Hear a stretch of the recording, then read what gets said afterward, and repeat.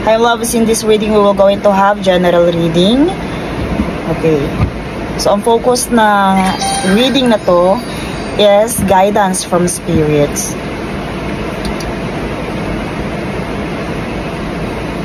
Let's see the energy first.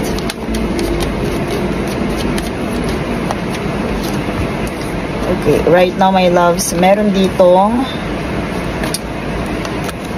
Three of Cups. May lumitaw din dito na Five of Wands. And the Three of Wands. Okay, so may lumitaw dito na Three of Wands, the Three of Cups, and the Five of Wands.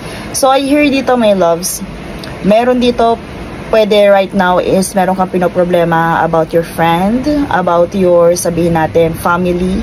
Pwede may loves na sila, namamroblema ka sa paligid mo, okay? Pwede meron kang pinoproblema mga tao na parang nagkakos ng mga conflict in your life right now. So, pwede because of them is naiisip mong lumayo, naiisip mong mag-move, lumipat. Pwedeng ganun my loves, or naisip mo parang simpleng travel para makalayo sa kanila. So I hear na ikaw right now, kung hindi mo man to nararamdaman, pwede my loves na hindi ka aware na ganito yung mga tao sa paligid mo. Pwede ang aware ka lang is parang there's a lot of conflict energy or complicated energy in your surroundings, na parang ang bilis magkaroon ng chaos, parang ang gulo-gulo, na parang kailangan mo talaga ng peace of mind at lumayo. So let's see more clarifiers about this energy.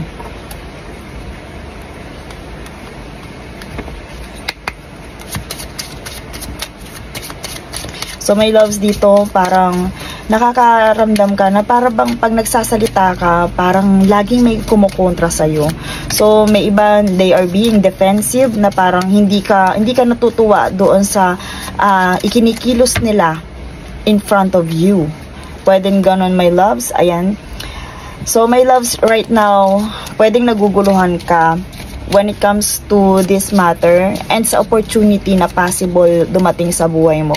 Pwede nga my loves, iniisip mo talaga na kailangan mo mag-decide sa opportunity. Pwede ka din my loves na may iniintay or mayroong darating sa'yo na message, news, communication regarding this opportunity. Kung wala naman my loves, pwede nga may parating sa'yo na opportunity my loves. May parating sa'yo na opportunity with this message card my loves, or letter card. So, itong news na to my loves, pwedeng ito ay may kinalaman my loves dun nga sa pag-travel, sa pag-ibang lugar, paglipat, may ganun my loves eh. And I hear na dito, pwedeng makabangon ka na ulit, magkaroon ka na ng panibagong strength my loves. Pwede my loves na magkaroon ka na ng panibagong courage, okay? Kasi right now para kang nade-drain or na-drain ka doon sa tao, sa mga taong nakapaligid sa'yo. So dito my loves, spirits are telling you na kung may iniintay ka man, meron kang pinagdidesisyonan, meron kang gustong puntahan, meron kang gustong marating, I hear na merong paparating na news. At pwedeng naglalaman my loves to, kasi pwede na eto din, nakatapat to dito sa Five of Wands natin, the complicated card. Pwede may loves na ngayon din, yung message na yon is ngayon mo pa lang na nadidiscover yung mga, sabihin natin, mga tao na pwedeng kumontra sa'yo. Once na dumating na sa'yo opportunity, meron din may loves ako, I hear na pwede may dumating sa'yo na opportunity and then may mga, dun lilitaw yung mga taong hindi okay sa opportunity and blessings na yun. Pwede dun mo sila matest na parang hindi sila happy for you. Okay my loves? So dito, more on parang chaotic energy na ng mga taong nakapalibot sa'yo yung nare-resonate ng ating cards. So ibig sabihin my loves, dito para bang sila yung magpapagising sa'yo para mag-grab ng another opportunity, para lumayo ka dito sa mga sa nangyayari sa paligid mo. Kung hindi man yan friends, my loves, I hear family din. Basta ang energy niya is may kinalaman sa mga taong nakapalibot sa'yo. So dito nga, ayan, my loves, meron ditong fox energy. The foxy energy is really cunning or very cunning. So they are very sneaky, my loves. When we say fox, they are crafty, says, cautious you must be. Do not so carelessly trust whomever is in your vicinity. So, nasabi ko kanina, may mga taong hindi ka mapagkakatiwalaan. May mga taong pwedeng nagkokos sa'yo ng chaotic energy, or yun nga, pwedeng may mga lumitaw na dun mo ma-discover once na dumating na sa'yo yung blessings na to, na sila pala yung mga taong yun. So, my loves, kung hindi mo to nararamdaman, pwedeng itong message na to is warning sa'yo na huwag kang masyadong magtitiwala. You decide, you have to choose kung mag-i-stay ka kasama yung mga taong yan. Kasi mga taong yan, hindi mo talaga mahalata. Kasama mo sila na nagse-celebrate, kasama mo sila na mayroong mga pinagse-celebrate, sa pakikipag-socializing, kasama mo sila. Kaya pwedeng hindi ka aware, hindi mo to nakikita. But this card reminds you na may lumitaw dito na foxy energy, na huwag kang basta-basta magtitiwala. Wag mong i-invest din ang iyong energy dito sa foxy energy na to, my loves. Okay, so eto, my loves, napakaganda, very very favorable when it comes to this news, diba? So kung if ever na parang ang punong-puno ngayon right now ay napapalibutan ka ng struggle, kung meron kang pinoproblema, I hear dito, my love, so lumitaw yung ating letter card katabi ng fish coin na to. So yung fish coin symbolizes lots of luck, okay? So a string of lucky enterprises the fish near you will bring, okay? Far away they'll tell a tale of losses that will sting. So dito, my loves, I hear na yung letter or yung message na paparating sa'yo is good news siya when it comes to money or luck. Okay? So pwede, my loves, talagang yung message na paparating sa'yo is parang yun ay may kinalaman sa yung luck, sa yung swerte, sa yung blessings. Okay? Dahil lumitaw doon yung koi. Okay po, meron din dito lumitaw na lady. Pwedeng ikaw to or yung taong guardian mo, pwedeng siya yung nagpaparamdam, or kasi itong lady na to, my loves, pwedeng siya din yung makatulong sa'yo para makapag-grab ng opportunity. Kasi eto siya sa fish, oh.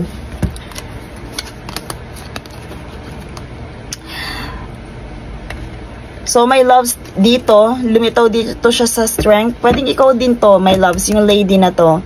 The most beautiful of cards, this lady is.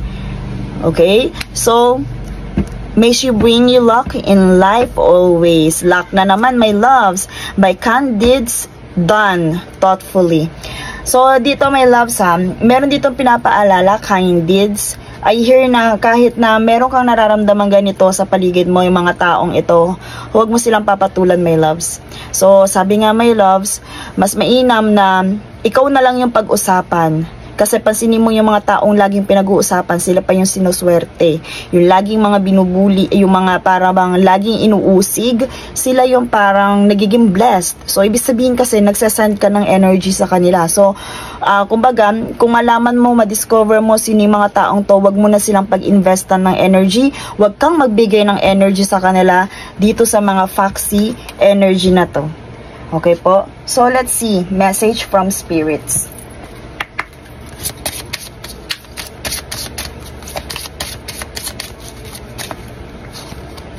Ayan, may lumitaw tayo dito, blossoming, my loves. So, dito pwede, my loves, napapaisip ka rin na kailan ba darating sa'yo yung opportunity? Kailan ka ba bibigyan ng pagkakataon? Kailan mo ba mag-grab or yung darating yung opportunity na hinihintay mo? I hear na nag-uumpisa ka pa lang, my loves.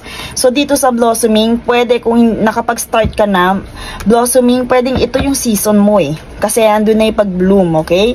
So, with the Eirakura cards natin, you are just getting started. So, have patience with yourself and the process. And do not give up, my loves. Do not give up. Huwag kang magpapadistract dito sa mga taong nabanggit dito, my loves. So, spirits are always reminding you with the divine passion. Okay? With the divine passion, my love, spell Be honest with yourself. What is in your heart's true desire? Ano ba talaga yung gusto mo? Pwede, my loves, napapaisip ka din ito kasi meron dito decision Dalawang card natin ang decision, my loves, lumitaw dito. Baka right now, my loves, meron kang iniisip, meron kang naguguluhan ka right now, at parang meron kang kailangan pagdesisyonan. Dalawa kasi siya, my loves.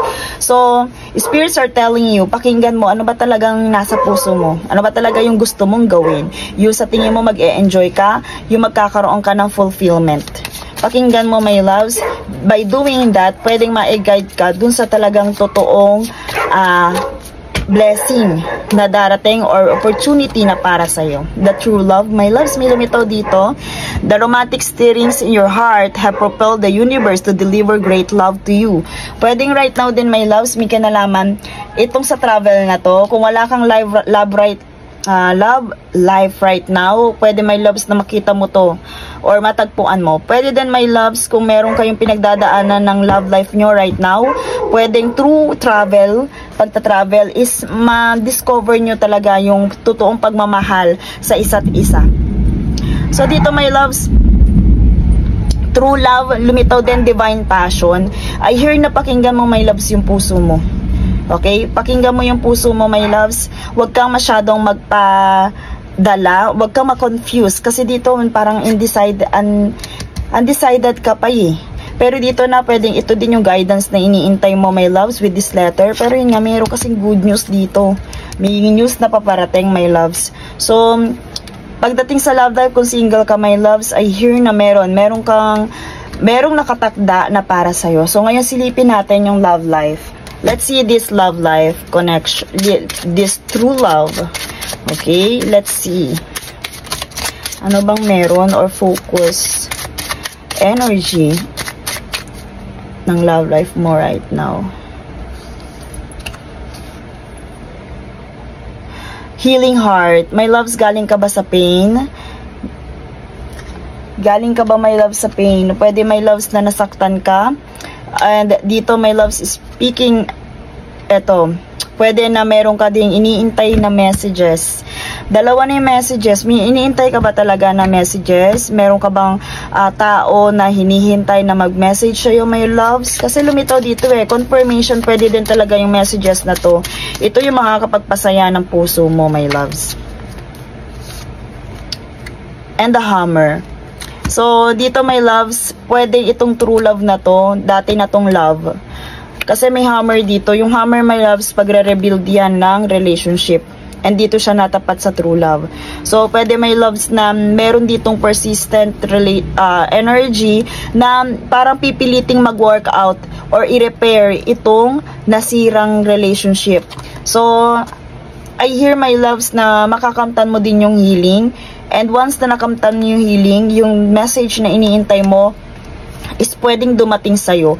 And I hear na ito din yung pwedeng maging, sabihin natin, hudyat or bagong simula ng pag-repair, pag-aayos ng relationship na to. Okay po? So, let's see. Okay. So, habang sinashuffle natin ng card, isipin mo mabuti, what is your biggest question kay spirits? So, ito yung kanyang answer sa'yo.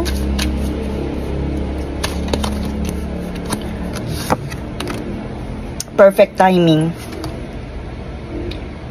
So, may limto, my loves, dito na perfect timing.